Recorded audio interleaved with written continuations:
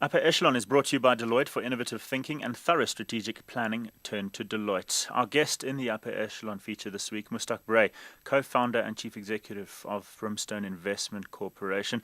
Mustaq, let's go all the way back to the 70s.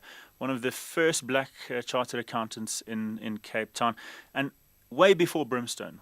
Possibly even way before you had the idea of starting Brimstone, started your own practice and battled quite a bit.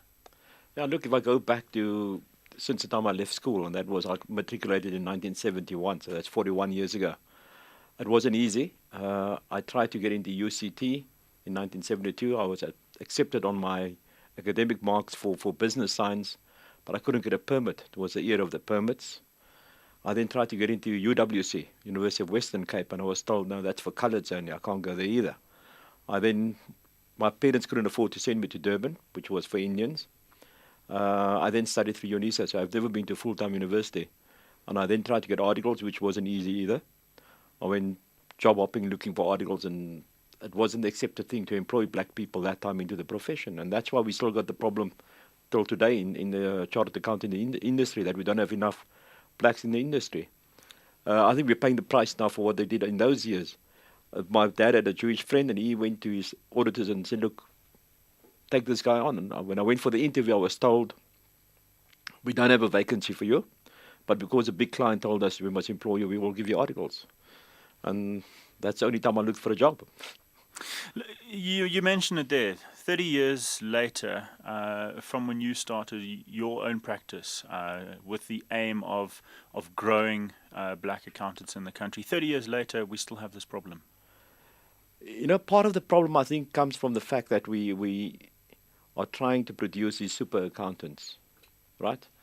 I think over the years, what they're trying to do now, it's correct. They're trying to grade them, get just simple accountants, or people who can just do some basic admin work for people, as opposed to getting everybody to do a big audit. I don't think we all needed to be qualified to do a corporate audit. And now they're trying to introduce that, where you've got the different levels. We should have done that long time ago. And I think the country's also missed a big opportunity. I take it from myself. When I was a student, I was working, right? I wasn't earning a lot of money, but I could afford to pay my fees and exist. You know, you could learn while you earn. A lot of the students nowadays, they go and get big bursaries, big loans, and when they start working, they got big debt on their heads. And I think the profession stopped the 5-year articles many years ago. I think it's a big opportunity we've missed. Mustaq, you met Fred Robertson, and then sort of started this idea around Brimstone. How did that happen? Fred Robertson was a client of mine in my accounting practice. You know, at that stage I was at Brey and Associates, which a firm of chartered accountants, which by the time I left in 1997 was a national practice.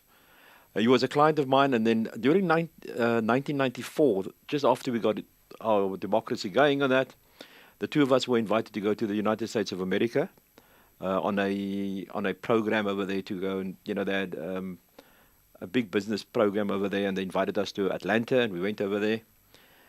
And whilst we were there, we heard about the future and about, you know, investing in Africa and all that type of thing.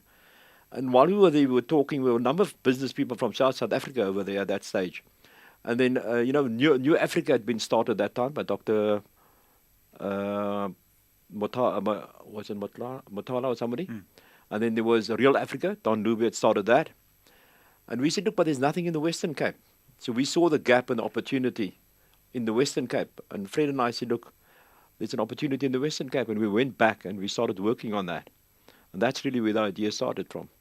And this idea was really around empowering communities, empowering different groups of people, and being as broad-based as possible. Yeah, absolutely. And our first transaction we did was, you know, at that stage, Oceana Fishing Company was looking for an empowerment partner. Fred and myself, we thought we'll be able to do that, and started with Brimstone from there. When we came to try and finalize the deal, we were told, no, wait a minute, we couldn't get funding. You know, both Fred and myself were told, you're not black enough by banks. We went back to Oceana. Oceana said, okay, they'll speak to their bankers. Bankers came back and said, okay, they'll give us support on condition that the two of us raised 3 million rand from our own shareholders, and then they'll give us a loan of 4.5 million. And you only got 6 weeks in which to do it, and you could get no bank funding for that 3 million. We then went around to our clients. I went to my accounting practice guys. Fred was an insurance broker. He went to his customer base, and we raised the 3 million rand, and that was the start of Brimstone. The decision to list the business in 1998, was that an easy decision to make? I think it was quite an easy decision to make, in that all of us wanted to list. I mean, look, it was, the era in which you could list the broomstick, as they literally said, and you would have done well. That was, and we listed the company in July 1998. In August 1998 was one of the biggest market corrections.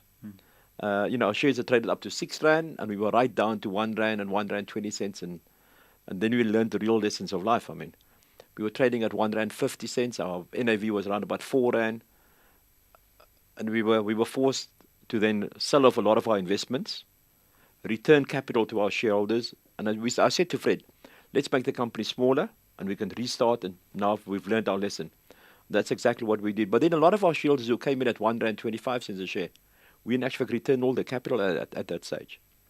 Looking at the sectors and the investments you've made, you play across not only healthcare with Life Healthcare, some financial services interests with Lion of Africa Insurance, clothing and textile interests, Oceana, obviously the genesis of this all, also a stake in Sea Harvest, and most recently a stake in Taste Holdings. How do you identify these investment opportunities? Is it a case of people knocking on your door or you knocking on people's doors? It's a bit of both. But Hilton, initially we were quite just opportunistic.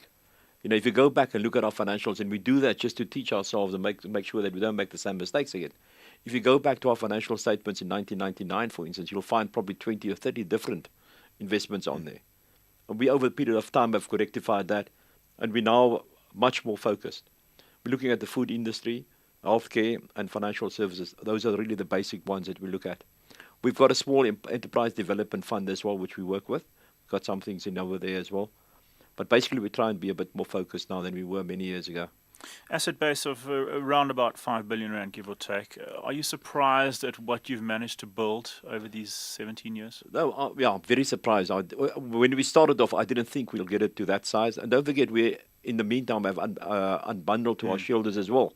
We gave back more than 100 million shares to our shareholders in Life Healthcare, which at today's price is probably about 3.5 or 4 billion rand. If you take that and the fact that we returned about 290 million rand in capital in 1999 to our shareholders. That number gets quite close to 10 billion. It gets, and the dividends. For the last 10 years, we've paid dividends every single year to our shareholders. What do those dividends mean to your shareholders, to those people that backed you right in the very beginning? You wouldn't believe how important it is to them, that we pay out those dividends to them on a regular basis. Most of our old shareholder base is still in place. And what we've done as well on the broad empowerment side as well, over the last 4 or 5 years, we've now started paying out, we allocated shares to NGOs. Thus far, we've given away more than 1 million Brimstone shares. We've tied in those people as well, in that for the first 5 years, they cannot sell the shares. Thereafter, they're entitled to sell 20% per annum. But they get the full dividend every year. So in that way, we've broadened our base quite substantially as well. And a lot of our initial shareholders are still shareholders today. And still today, last year we gave some shares to a group of NGO in Durban. So we decided to go out there to actually physically do the award. And then we said, look, let's try and hook up with our old shareholders. And more than 300 of them pitched for the function in Durban. All of this in mind, the notion of empowerment, we've seen a lot of different definitions of what empowerment is. What does empowerment mean to you? We've got to be able to make a difference to all our stakeholders. Firstly, we've got to be profitable and empowering, and then we must make sure that all our stakeholders can benefit by that. A simple example is the fact that we've got House of Monatic, not a very great success financially. However, it employs 850 people. So we're saying keeping 850 families fed every week. That's important to us. It's making some money now, and we're happy about that. But on a straight financial return, we shouldn't be having that asset. The idea of having a positive social impact that comes into your mission and your vision. Absolutely, very, very strongly. And it's as central as that. Absolutely, yeah. And when we're working with people like at Sea Harvest or Oceana, we make sure when we go into those communities that they're doing proper and good work. Mustaq, a lot of tension at the moment. In fact, I think it's been heightened over the past couple of months or amplified between business as this amorphous blob and government. Are those tensions justified from where you're sitting? I think the tensions are justified, right? I think there should be more working together. There should be more where we can meet with ministers, we can meet with government, discuss our common problems, because we should have a common goal. If we want to create corporate South Africa into a better place for everybody, grow the economy, there's going to have to be more talking and listening as well from both sides. I'm not saying it's just one way. I think both sides can learn from trying to work together. And together we can build a much better South Africa. And we can create more jobs. Because until we're going to create more jobs in this country, it's always going to be difficult to meet the aspirations of people. Are we doing enough? Are we doing enough to find the next Mustaq Brey, the next Fred Robertson, the next Vusi Kanyile, the next, these people that have this dream that can, change? I think we can do more. Back at Brimstone as well, even in our Enterprise Development Fund, we've got the 1,000-day rule. We won't look at a business that hasn't been going for 1,000 days.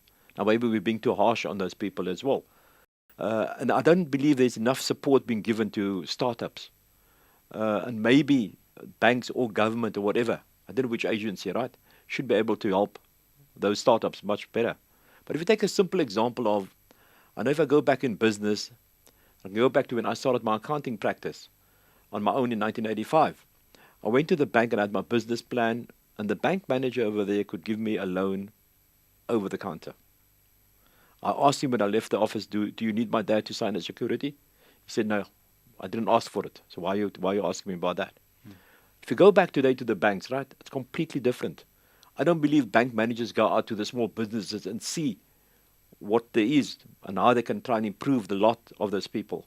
And I think we need a bit more of that. We almost can use some of the old senior bank managers who are near to retirement, who've got the business sense and that type of thing, to go out and help those small businesses. And there's so much extra paperwork now. I think a lot of small businesses are just snowed under with paperwork, and it's unfair. It's an additional cost. And they fall over because they haven't completed the paperwork. Mustaq, final question. I ask all of our guests this. What motivates you? Trying to make sure that our shareholders can get a better return. The fact that we've got such a big community shareholder base. We've got more than 3,000 direct shareholders. And with our NGOs and that type of thing, we've got more than 1 million shareholders. And the fact that I'm trying to see that, can we build a better South African generation? And in line with that, at Brimstone, we've employed a whole new next generation and we're trying to develop them. And I've given them an undertaking that I will work with them in making sure that we can get there. And in that way, we can try and improve the lot of South Africa. Inspirational indeed. Mustaq Brey is co-founder and chief executive of Brimstone Investment Corporation. And Upper Echelon was brought to you by Deloitte for innovative thinking and thorough strategic planning. Turn to Deloitte.